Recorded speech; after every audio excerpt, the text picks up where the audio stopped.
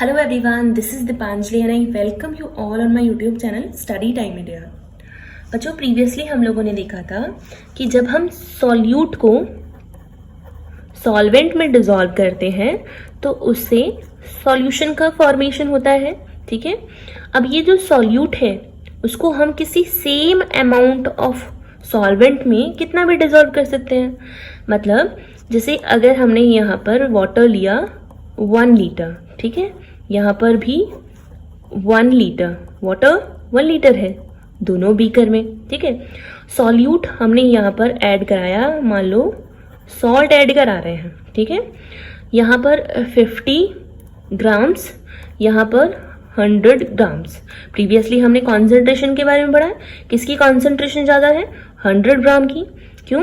क्योंकि इसमें जो सॉल्यूट है वो ज़्यादा है और जिसमें ज़्यादा सॉल्यूट होता है उसकी कॉन्सेंट्रेशन ज़्यादा होती है। ठीक है, तो हम किसी भी सेम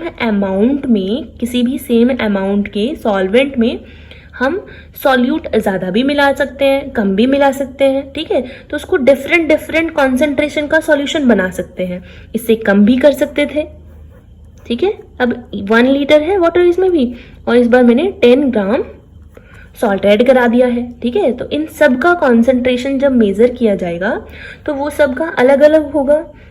तो आज हम लोग यहाँ पर इसी बेस पर ये जो हम लोग डिसॉल्व कर रहे हैं सॉल्यूट को सेम अमाउंट ऑफ सॉल्वेंट में, जिससे कि उनकी कॉन्सेंट्रेशन अलग अलग आ रही है, तो उसी के बेस पर हम सॉल्यूशन को 2 पार्ट्स में डिवाइड करेंगे। ठीक है, यानी कि सॉल्यूट का जो अमाउंट हम लोग किसी भी सॉल्वेंट में ऐड करा रहे हैं उसके बेस पर जो सॉल्यूशन मिलेगा, भाई तरह तरह के सॉल्यूशन होंगे कंसंट्रेशन अलग अलग होने की वजह से, तो उसी के टाइप्स के बारे में हम लोग बात करेंगे। तो वो कितने टाइप्स का होता है सॉल्यूशन? अमाउंट के बेस पर 2 तरह का, एक सैचुरेटेड और दूसरा अनसैचुरेटेड सॉल्यूशन। अगर हम सैचुरेटेड की बात करें तो a solution in which more quantity of solute can be dissolve without raising its temperature. यानी हमने एक बीकर लिया, उसमें हमने सॉल्यूट को ऐड कराया। पहले हमने लेट्स से 1 स्पून, हमने 1 चम्मच उसमें ऐड कराया, स्टीयर किया, घुल गया पूरा, डिसॉल्व हो गया। उसके बाद हमने 1 ग्लास वाटर में ही, उसी वाटर में ही 2 चम्मच ऐड कराया। ठीक है, पूरा डिसॉल्व हो गया। 3 चम्मच कराया, पूरा डिसॉल्व हो गया। यानी अभी होता ही जा रहा है, हम टेम्परेचर को रेज नहीं कर रहे हैं, टेम्परेचर नहीं बढ़ाना है। नॉर्मल किसी एक फिक्स टेम्परेचर पर हम उसमें सॉल्यूट मिलाते जा रहे हैं और वो सॉल्वेंट के पार्टिकल्स के बीच में स्टोर होता जा रहा है, सेट होता जा रहा है, डिसॉल्व होता जा रहा है।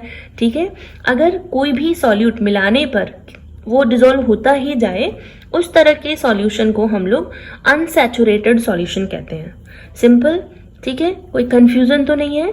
यानी कि अगर किसी भी सॉल्यूशन में, कोई भी सॉल्यूशन हम तैयार कर रहे हैं और हम सॉल्यूट मिला रहे हैं, सॉल्यूट डिसॉल्व होता जा रहा है, ठीक है, और टेम्परेचर भी नहीं बढ़ा रहे हैं, तब हम उसको कहेंगे unsaturated solution. On the other hand, दूसरी तरफ हम देखें तो a solution in which no more solute can be dissolve at that temperature. यानी अगर हमने कोई एक फिक्स टेम्परेचर लिया इस बार भी और हम उसमें किसी एक ग्लास में सॉल्ट डिसॉल्व करा रहे हैं, हमने 1 चम्मच कराया, डिसॉल्व हो गया, 2 चम्मच कराया, डिसॉल्व हो गया, 3 कराया, डिसॉल्व हो गया, 4, 5, 6, लेकिन कहीं ना कहीं तो एक ऐसा पोजीशन आएगा ना कि सॉल्ट अब डिसॉल्व होना बंद हो जाएगा। वो क्या करेगा, वो नीचे जो पैंदी होती है उसकी बीकर की, उसमें नीचे बैठ जाएगा, वो अंदर पार्टिकल्स के बीच में स्टोर नहीं हो पाएगा। क्यों? क्योंकि जो स्पेस था वाटर के पार्टिकल्स के बीच में जहाँ पर सॉल्ट स्टोर हो रहा था वो तो पूरा कवर हो गया ना पहले भेजे हुए सॉल्यूट से। अब तो बाकी जो पीछे से हम डाले जा रहे हैं वो तो नहीं ऐड हो सकते वहाँ पर। ठीक है, तो अब ये सॉल्यूशन हो गया हमारा सैचुरेटेड। क्लियर? कोई कंफ्यूजन नहीं है। अनसैचुरेटेड में पार्टिकल्स के बीच में, यानी सॉल्वेंट के पार्टिकल्स के बीच में स्पेस होता है जिससे कि हमारा सॉल्यूट उसमें और ऐड होता चला जाए। लेकिन जो हमारा सैचुरेटेड सॉल्यूशन है उसमें वो पूरी तरह से मिक्स हो गए हैं, दोनों ने एक तरह से बॉन्ड सा बना लिया है, आने वाले को वो अपने बीचों बीच सेटल नहीं होने दे रहे, इसलिए नीचे पैंदे में स्टोर होना शुरू हो जाएगा। क्लियर? तो आप लोग इस तरह से सैचुरेटेड सॉल्यूशन प्रिपेयर कर सकते हो। कैसे करोगे? एक फिक्स टेम्परेचर रखना, लेट्स से 30 डिग्री सेल्सियस आप टेम्परेचर रखना, ठीक है, और उस टेम्परेचर पर आप किसी भी एक बीकर लेना, उसमें वाटर लोगे और उसमें ऐड कराना चाहे तो शुगर या फिर सॉल्ट, ठीक है। ये बेसिक चीज़ें हैं तो हम लोग इनका यूज़ करके बना सकते हैं।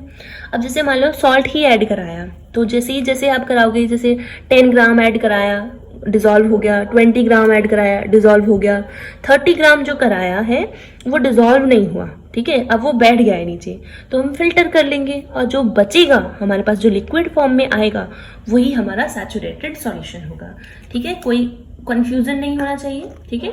अब टेम्परेचर के बेस पर तो हमने बोल दिया, टेम्परेचर को फिक्स रखने पर हम सैचुरेटेड और अनसैचुरेटेड सॉल्यूशन बना सकते हैं। लेकिन अगर टेम्परेचर में चेंज किया जाए, जैसे या तो टेम्परेचर इंक्रीज कर दिया जाए, हीट ज़्यादा दे दी जाए उसको, या फिर डिक्रीज कर दिया जाए यानी कूल कर दिया जाए उसको, तो क्या इफेक्ट पड़ेगा सॉल्युबिलिटी पर? ये जो हम लोग सैचुरेटेड या अनसैचुरेटेड सॉल्यूशन बना रहे हैं, इस पर क्या इफेक्ट पड़ेगा? अगर हम हीट को इंक्रीज कर देते हैं, ठीक है, तो सॉल्युबिलिटी इंक्रीज हो जाएगी, यानी सब्सटेंस, ये जो हम लोग सॉल्यूट डिसॉल्व कर रहे हैं, वो और डिसॉल्व होने लगेगा। जब हम हीट पास कराएंगे तो पार्टिकल्स इधर उधर मूव करेंगे, काइनेटिक एनर्जी बढ़ जाएगी, तो स्पेस बढ़ जाएगा, तो ज़्यादा से ज़्यादा सॉल्यूट अब उसमें डिसॉल्व हो सकेगा। तो जो हम सैचुरेटेड मान चुके थे सॉल्यूशन, हीट इंक्रीज कर देने से वो अब सैचुरेटेड नहीं बल्कि अनसैचुरेटेड बन जाता है। क्यों? क्योंकि उसमें तो और भी डिसॉल्व हो सकता है ना, सॉल्ट या शुगर या कोई भी सॉल्यूट, और डिसॉल्व हो रहा है, सॉल्युबिलिटी इंक्रीज हो गई है, ठीक है। आप लोगों ने देखा होगा जो हम चाशनी बनाते हैं, ठीक है, उसमें कितना ज़्यादा शुगर होता है और वाटर कम, हीट इंक्रीज कर देने से ही तो हम लोग उसे अनसैचुरेटेड बनाए और वापस से घोलते ही जा रहे हैं उसमें, ठीक है। अगर हम कूल कर देते हैं तब सॉल्युबिलिटी डिक्रीज हो जाएगी। आप लोगों ने देखा होगा ठंडे पानी में अगर हम शुगर को डिसॉल्व करना चाहें तो वो आसानी से नहीं होता है ना, नहीं हो पाता ना, नीचे स्टोर हो जाता है वो। क्यों?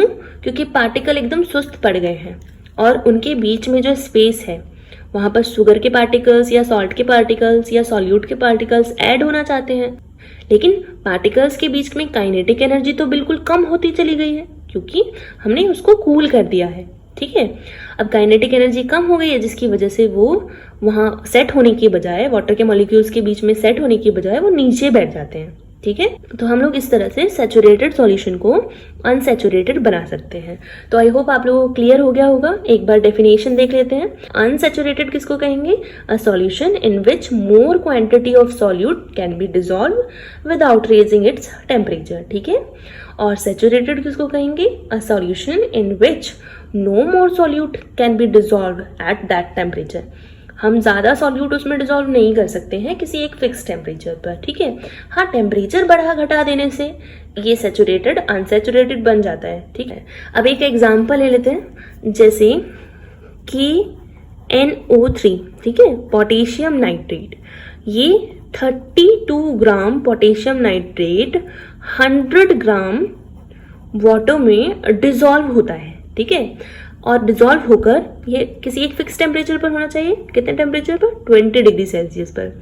तो 32 gram potassium nitrate 100 gram water में सैचुरेटेड सॉल्यूशन बनाता है कितने टेम्परेचर पर? 20 डिग्री सेल्सियस पर। अब ये सैचुरेटेड हो गया, यानी 100 ग्राम वाटर में और हम लोग पोटेशियम नाइट्रेट ऐड नहीं करा सकते, ये सिर्फ 32 को ही अपने पार्टिकल्स के बीच में स्टोर कराएगा इतने टेम्परेचर पर। टेम्परेचर बढ़ा दो, 32 क्या डबल आ जाएंगे उसके बाद तो, ठीक है, क्योंकि सॉल्युबिलिटी इंक्रीज हो गई।